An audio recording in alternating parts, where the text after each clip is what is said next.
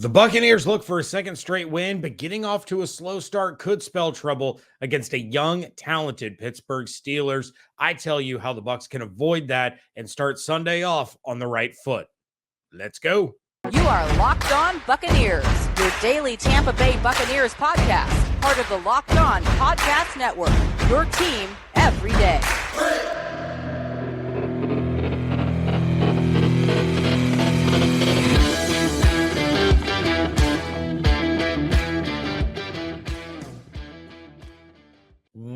What's up, and welcome to the Locked On Bucs Podcast, part of the Locked On Podcast Network, your team every day. We are your daily podcast covering the Tampa Bay Buccaneers, free and available on all platforms, including YouTube. We thank you for making us your first listen or view of the day. I am James Yarcho, holding it down solo, while my regular co-host David Harrison is holding things down at Soldier Field for the Commanders and the Bears. But of course, you can check out everything that he's doing over at Sports Illustrated's BucsGameDay.com. Check out my work at SB Nation's BucsNation.com. And of course, follow everything on Twitter at Locked On Bucs, at JRCO_Bucs, and at DHarrison82.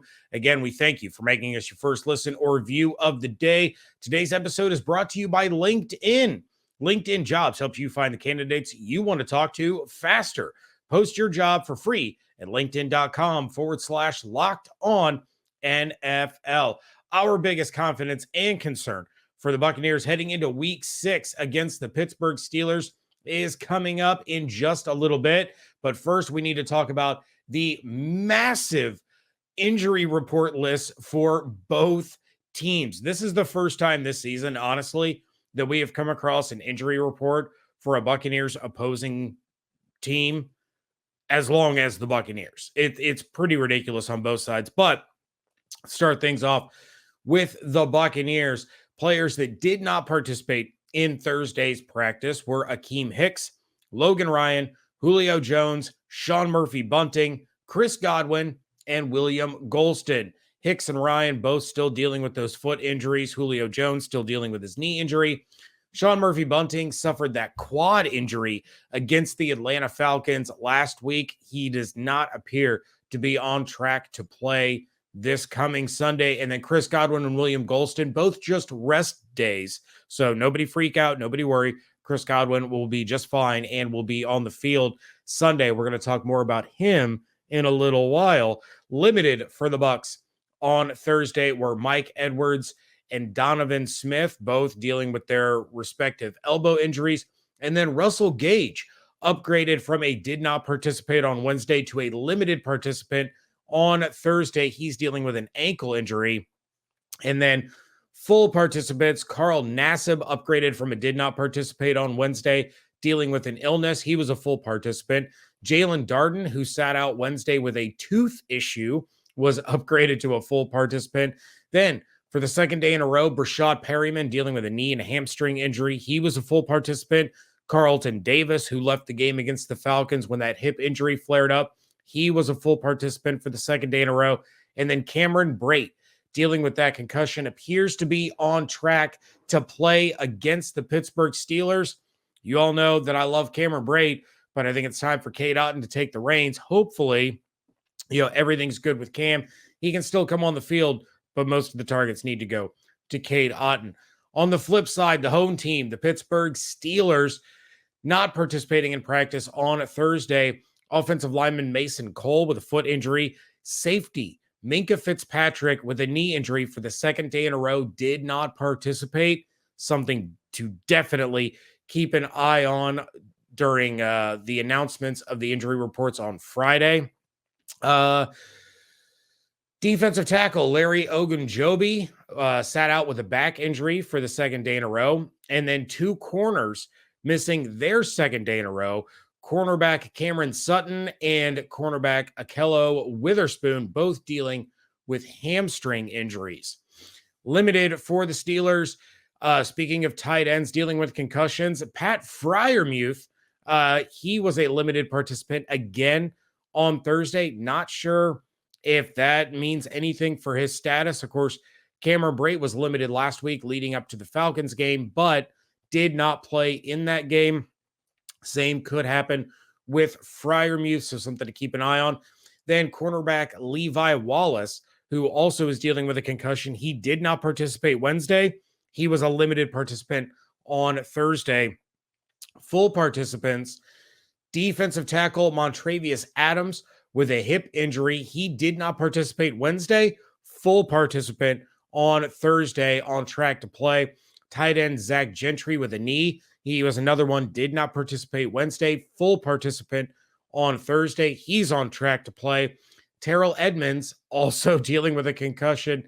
He was a full participant for the second day in a row. He looks like he's on track to play. And then star wide receiver Deontay Johnson dealing with a hip injury. He was limited Wednesday, full participant on Thursday.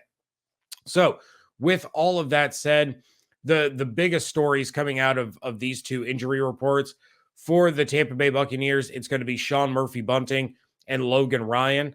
You know, it's a beaten up secondary. You lose Logan Ryan for probably the second week in a row.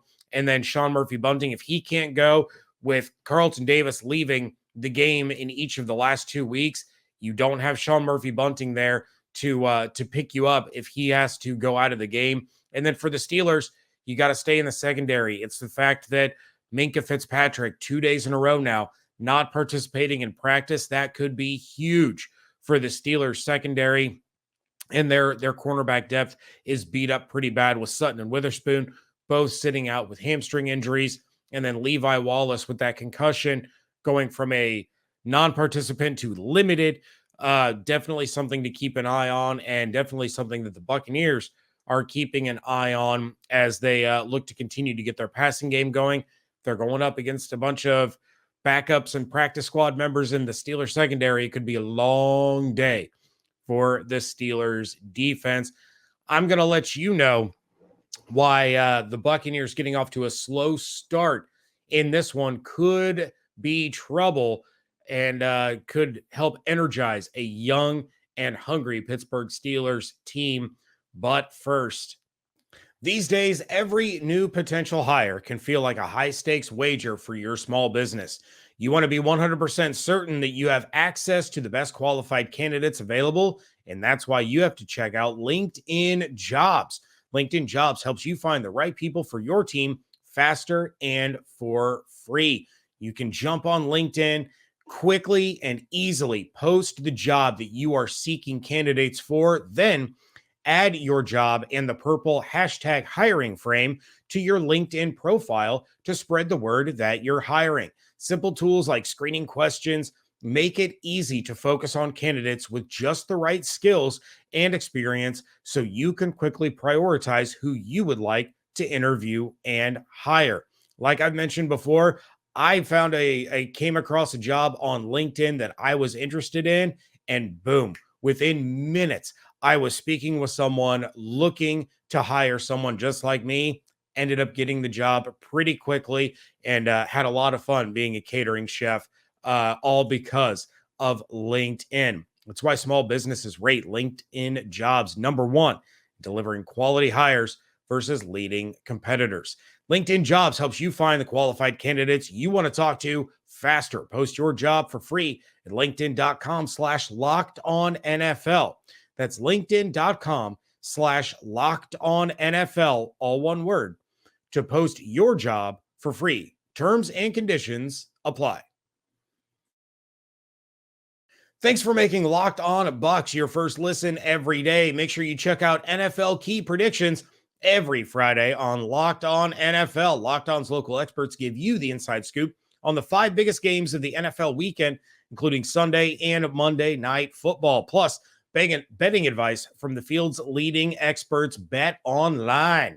Follow NFL Key Predictions every Friday on Locked On NFL, available on the Odyssey app, YouTube, and wherever you get your podcast. We're going to be talking about some of those Bet Online odds coming up in just a little bit, along with our bold predictions. But right now, it's time to talk about our confidence and concerns for Week 6, Buccaneers and Pittsburgh Steelers. I did have David go ahead, fill out his confidence and his concern, as well as all of his bold predictions. Since he couldn't be here, still going to bring you all the stuff that he would have said. All right, maybe not exactly how he would have said it, since he has to funnel through me, but you're going to have an idea of where David stood ahead of this game. But we're going to start off with my confidence, and that is that Todd Bowles is going to bring the heat. You have Kenny Pickett starting just his second career game. Last week did not go well for him against the Buffalo Bills, but hey, that's the Buffalo Bills. Then again, this is the Tampa Bay Buccaneers. And even though they got off to a rocky start, a slow start, however you want to put it, they are still one of the most talented teams in the National Football League. They are one of the most talented teams in the NFC, and they are still playoff championship contenders. We all truly believe that they're going to right the ship. They're going to figure things out, and they're going to become extremely dangerous. That could start this week because Todd Bowles is going to have some things coming at Kenny Pickett that he has not seen before. For those of you that didn't listen or watch the crossover Thursday episode that I did with Chris Carter of Locked On Steelers, we talked about this, that Kenny Pickett has had a lot of things thrown at him, and he sees the field very, very well. So when you bring some exotic blitzes, when you try to surprise him, when you try to catch him off guard, he can actually become somewhat dangerous. I understand that. I can accept that. We're still talking about a rookie quarterback in the NFL game going up against things that he absolutely positively has not seen before. I talked about the ability of Todd Bowles to put three safeties out on the field with Keanu Neal, Antoine Winfield Jr., Mike Edwards. One could be lined up in the slot. One could be lined up deep. One could be, playing up with the linebackers. And then all of a sudden they all switch as soon as the ball is snapped. You got the deep guy coming up into the box. You got the box guy coming in to blitz, and you have the slot guy dropping back over the middle. He's going to bring pressure from all different angles. He's going to disguise coverages. They are going to get after Kenny Pickett. Pickett isn't a statue. He can get around and he can move a little bit, but he's not Josh Allen. He's not Jalen Hurts. He's not Kyler Murray. That's not the kind of quarterback that he is. You start bringing that pressure, especially from the edges, whether it's the safeties coming in, you're blitzing Carlton Davis or Jamel Dean, or you're just bringing the heat with Carl Nassib, Joe Tryon-Shoyinka, Shaq Barrett. There's a lot of different combinations, and Todd Bowles is going to utilize every single one of them to get Pickett uncomfortable, to get him shaky, to get him off his game. And as soon as that happens, and I expect it to happen early and often, all of a sudden, that internal clock is going to speed up. We've seen it for years and years and years. A quarterback gets popped a couple of times, that internal clock starts to speed up, and he starts throwing the ball into danger. He's going to start making mistakes. He's going to start turning it over. This is going to be a major, major game for Todd Bowles in this defense to step up and say, all right, we are here. We had a bad game against the Chiefs. We let things slip away against the Falcons a little bit because we got bored. It's time to put our foot down and say, we are one of the best defenses in the NFL, and we are going to punish you for 60 full minutes. David's confidence is a stalled offense, even with new captain in Kenny Pickett. The Steelers are 28th in the NFL in yards, bottom 7 in all offensive per play categories. That means overall yards, rushing, passing. And David attributes this largely to Trubisky being in charge for the beginning of the season. But with Todd Bowles versus a rookie, you should be able to capitalize on those deficiencies. So pretty similar to kind of what my biggest confidence is the fact that the Steelers offense just isn't moving well. I talked about this on the crossover with Chris Carter, that you have a Buccaneers defense that is 18th in the NFL against the rush. They are allowing over 115 rush yards per game. They allowed 340 rush yards in just the last 2 games combined, going up against a Najee Harris, who burst onto the scene as a rookie last year, but he's averaging just 3.2 yards per carry. He's got 222 rush yards on the season. Is it bad offensive play? Is it defenses keying in on Harris because they were going to force Trubisky or now Pickett to beat them? Or is Najee Harris still dealing with that injury that they kept real hush hush during the preseason, and he's just not 100% himself.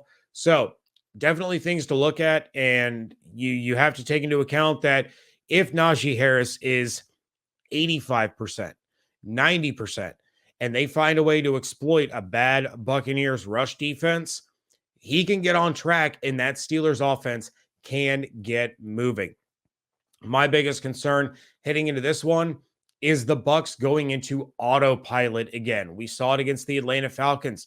The Bucs were clipping along. They were fine. It was 21-0 after 3 quarters. Then all of a sudden, the offense sputters out 3 consecutive 3-and-outs, and the defense kind of eased off.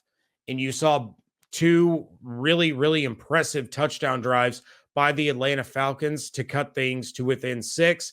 You have a flag against the Falcons that helps extend a Buccaneers drive, and they're able to ice the game away. But if that flag isn't thrown, are we talking about the Buccaneers sitting here at 2-3 and wondering what in the world is going on? We have not seen the best football that this team can play. We have not seen either side play a full 60 minutes of football. I take that back. The defense played a full 60 minutes of football against the Dallas Cowboys. I will retract that. Please don't yell at me in the YouTube comments. But we have not seen this football team play 60 full minutes of complimentary football, offensive and defensive.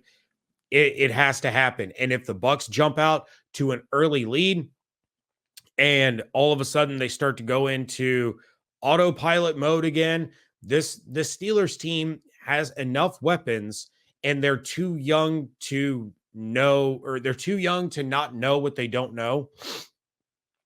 You could see them all of a sudden pull a Falcons and start to fight their way back into this game. It can't happen. The captains on this team need to hold everybody else accountable. You go out there and you play the full 60. David's big concern is the slow start. Talking about the Buccaneers offense, look, the Steelers are in a no-lose situation. No one's picking them to win. No one is expecting them to win. You signed Mitch Trubisky as a free agent to come in and be your quarterback and replace Ben Roethlisberger. Then you draft the hometown kid out of Pitt to come in and be your quarterback. You're a couple games into the season. You pull Trubisky, say, we got to see what we have in this kid. Let's let him get his lumps. Let's let him take his shots and get acclimated to the NFL game. Kenny Pickett's an athletic, gifted quarterback. He can make plays. He can make throws. As I said to Chris on the crossover episode, I'm really excited about the future of the Pittsburgh Steelers offense because in addition to Pickett, who I think can be a really good quarterback in this league, you have Deontay Johnson, you have George Pickens, you have Najee Harris, you have Chase Claypool, you have the Muth, Pat Freiermuth. This Steelers team has some threats.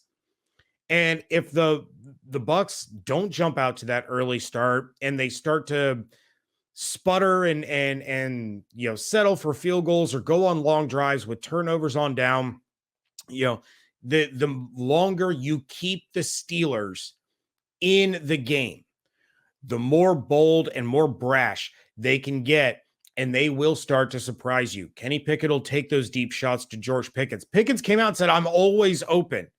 As a rookie, less than 3 games into the NFL season, he's like, I'm always open. That is a confident kid, and that is somebody that is not going to be scared to line up opposite of a Jamel Dean or a Carlton Davis or an Antoine Winfield Jr. He has the confidence that he can go out there and beat anybody and believes that no one can cover him. Pickett is going to look to throw the ball deep to that kind of guy, or throw it to Claypool, or throw it deep to Deontay Johnson. And one explosive play, if the Bucs aren't in a position where they are steering the ship, where they are, in control, one explosive play can be what turns the tide and makes this a nightmare for Buccaneers fans.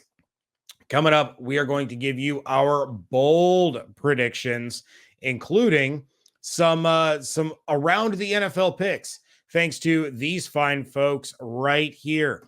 BetOnline.net is your number one source for football betting info this season. Find all the latest player developments, team matchups, news, podcasts, and in-depth articles and analysis on every game you can find. And as always, BetOnline remains your continued source for all your sports wagering information with live betting and up-to-the-minute scores for every sport out there. The fastest and easiest way to check in on all your favorite games and events, including the MLB, MMA, boxing, golf, and now the NHL is back, baby. Let's go. Head to betonline.net or use your mobile device to learn more. Bet Online, where the game starts. Wrap things up here on a final preview edition of the Locked On Bucs podcast, and it is time for predictions. We're going to start off with our bolds. We're going to talk players of the game.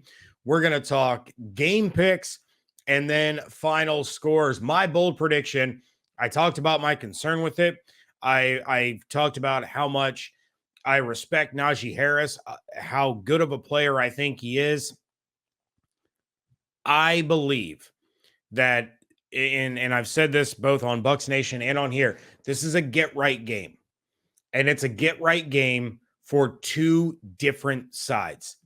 It's either the Bucs rush defense that's going to get right, or it's Najee Harris that's going to get right.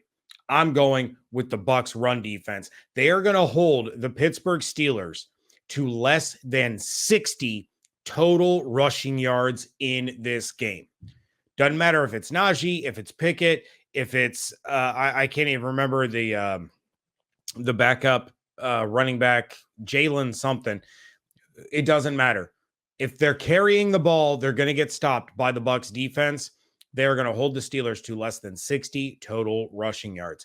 David's bold prediction, he says that Kenny Pickett is still going to be without a touchdown following this game. Poor Kenny Pickett. He would be, he would have started in 2 games, played in a total of 3, and still be looking for his first career NFL touchdown. David's predictive player of the game, Devin White. And David says if he's serious about being one of or the best linebacker in the league, then he needs to make just as much noise with his play as he does his post-game comments.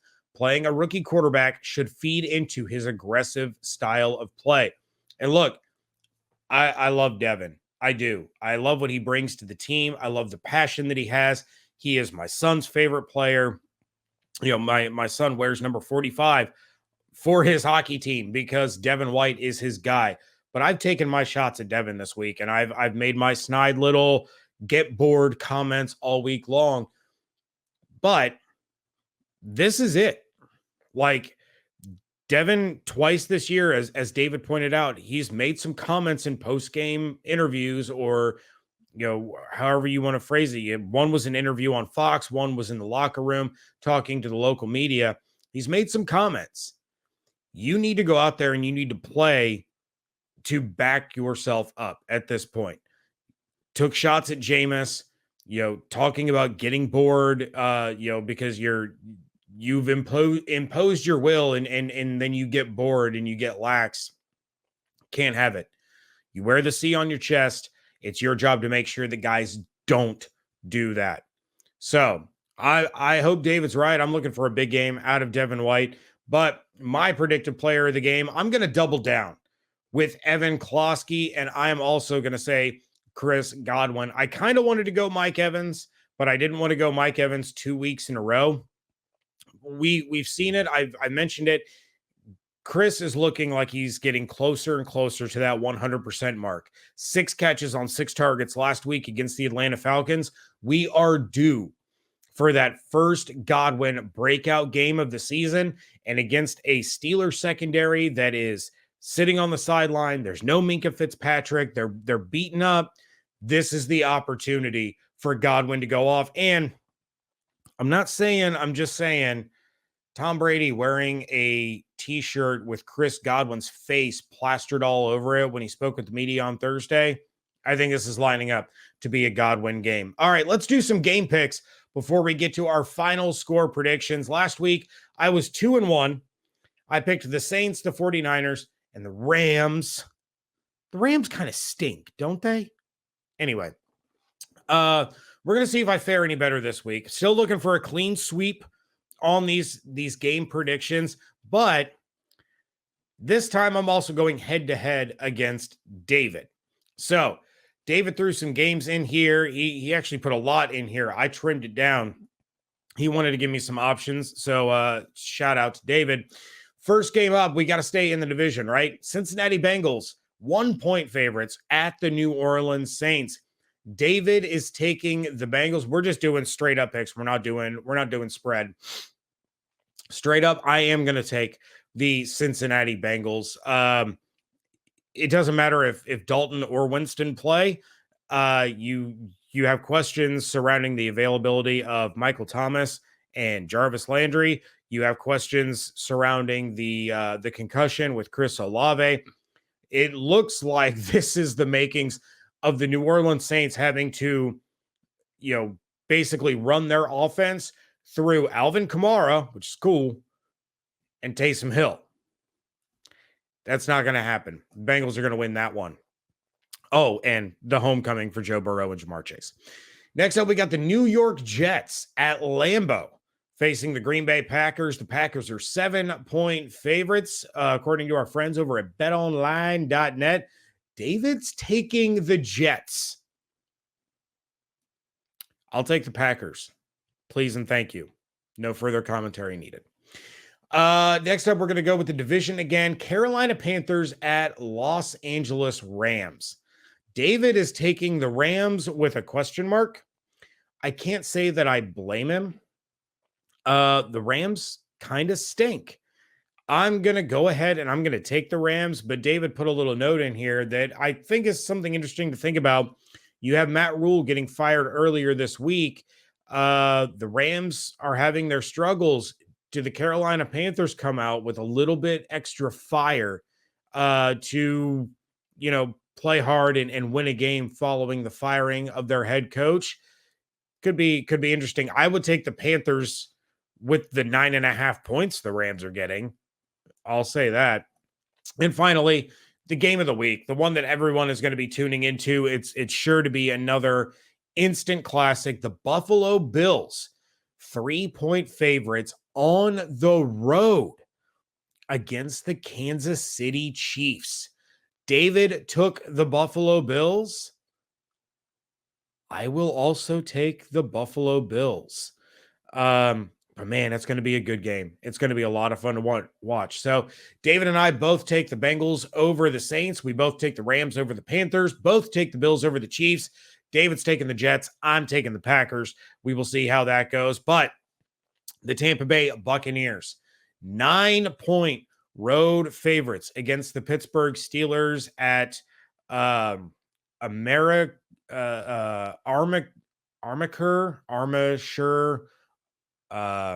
Heinz Field. So again, I recommend you go back, you watch or listen to the crossover that I did with Chris Carter of Locked On Steelers. He brought a lot of information and a lot of knowledge about the Steelers. He also picked the Steelers to win. I'm not going to go that far. My score prediction on that show was the Bucs winning this one 34-13. David is taking the Buccaneers to win this one 27-9. So with that, I am going to get out of here. David will be in the house in Pittsburgh on Sunday. We will come at you with a live postcast episode and then drop our full episode later on in the day. But we want to thank you for making the Locked On Bucs podcast your first listen or view of the day. Now make your second listen the Peacock and Williamson NFL show. Brian Peacock and former NFL scout Matt Williamson give you the expert NFL analysis in less than 30 minutes. It's free and available wherever you get your podcasts.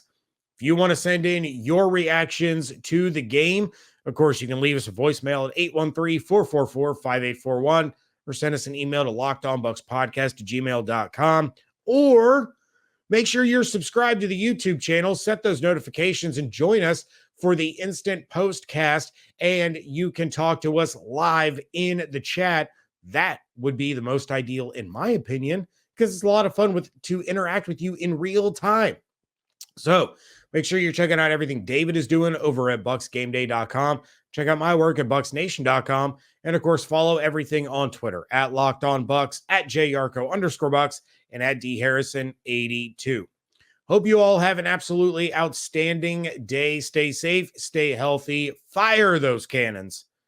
And we thank you so much for joining us right here at Locked On Bucs.